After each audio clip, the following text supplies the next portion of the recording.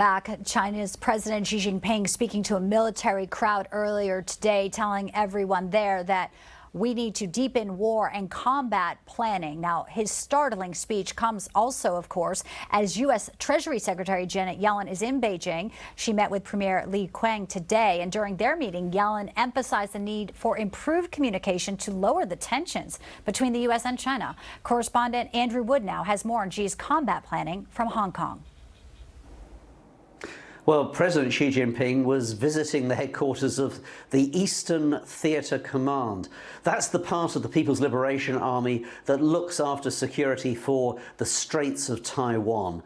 And that's very important because Taiwan is a democratically self-governed island. But China, President Xi Jinping reckons that it's part of China and will be reunited with the mainland by force if necessary. So these guys here are the type of people, are the people who will be perhaps, if there ever were an invasion of Taiwan, they'd be the people who'd probably be in charge of it. Well, the message from Xi Jinping to the troops was basically, get ready for war, deepen your combat planning. And President Xi Jinping also said that this would increase the chances of victory if there were actual combat. So we're not completely sure what his plans are for Taiwan, whether he would ever want to invade. It would be very, very difficult. But he has been very, very clear that, that China must oppose any forces in Taiwan that want the island to become independent and recognized widely as a separate country. Now, he said that, and I quote, "We must persist in thinking and handling military issues from a political perspective, dare to fight, be good at fighting, and resolutely defend our national sovereignty, security, and development interests." Well, since China became, well, relatively rich, it's expanded its military. It's increased the number of nuclear warheads that it's got. The army has got plenty more people now and has had plenty more reforms than before. And the People's Liberation Army Navy, believe it or not, is actually the biggest navy in the world in terms of vessels. It's actually bigger than the American Navy in that respect. Although I think at the moment, though, with so many carrier groups and so on, the American Navy is still probably the world's most powerful. Anyway, back to you in the studio. Andrew Wood in Hong Kong, thank you. And China expert Gordon Chang joins us now. He is the author of 2 books, The Coming Collapse of China and The Great U.S.-China Tech War. Gordon, good afternoon. Always great to see you. Thank you, Bianca. Well, we've been talking about this rhetoric coming from Xi Jinping, in the past few months. But in response to this speech today at the PLA Eastern Theater Command, you tweeted this out and basically saying, Xi Jinping giving another "let's get ready to go to war" speeches. Is there anyone here who thinks he really wants peace? I think that's a question, a lot of folks are asking, but is the Biden administration asking that question as well? Well, no, it's not, because we're not preparing to defend ourselves, our friends, and our allies. And China is not only engaged in the largest military buildup, as Andrew was talking about, but it's also trying to sanction-proof itself. It's stockpiling grain, it's mobilizing China's civilians for war, and it's actually purging the military of officers who think that invading Taiwan is not a particularly good idea. So really what we have is a total society mobilization.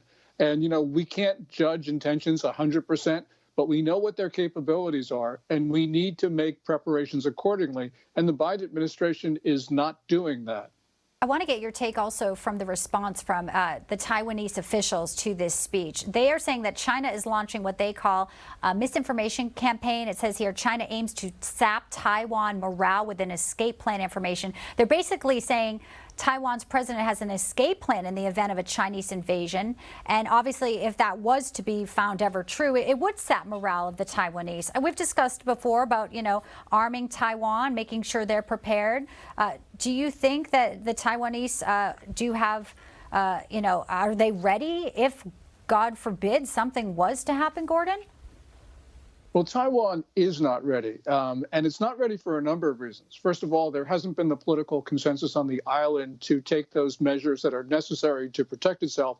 but also because the United States has prevented it from being ready. And we've done that a number of different ways. So there's a lot of responsibility for a very bad situation right now. We can still deter China, but we have to have the right policies. And unfortunately, the Biden administration is, I think, opening the door to an invasion through trying to be an accommodationist. You know, Henry Kissinger on June 7th said there will be, well, it is probable, quote unquote, that there'll be war with the United States, between China and the United States. So war is coming, and I think the Biden policies are making it more likely. You know, Janet Yellen, the U.S. Treasury Secretary, is in Beijing amid all of this happening. We know China's economic situation. I mean, it is not good right now after COVID. They've had huge issues there, bank runs. We've discussed this. What do you think her visit could bring? And she wants to calm tensions here. Will something come from this?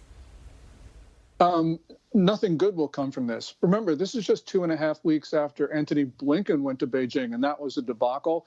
You know, we plan to send Commerce Secretary Gina Raimondo over after Yellen. This is wrong because the Chinese have been the ones engaged in belligerent and dangerous activities, and they should be trying to mend relations, not us. And the Chinese see Yellen and Blinken and Raimondo and whoever else is going to go over as really being vassals acknowledging their subordination to the Grand Chinese Court.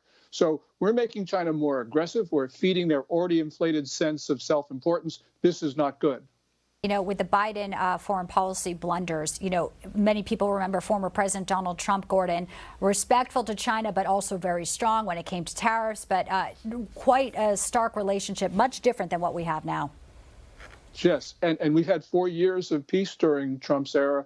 We had the invasion of Crimea in the Obama administration, 2014. And of course, last year, the invasion of the rest of Ukraine by Putin. You know, say what you will about Trump policy, and a lot of people have criticized it, including me. But the point is, we had 4 very good years under President Trump, and we've had a disaster, one right after the other under Biden, which I believe really is the extension of the policies of Obama, Bush, and Clinton. Well, Gordon, as always, a pleasure to have you in. I wish the topic wasn't so sobering, but great analysis as always. Appreciate it. Thank you, Bianca. Thank you, sir.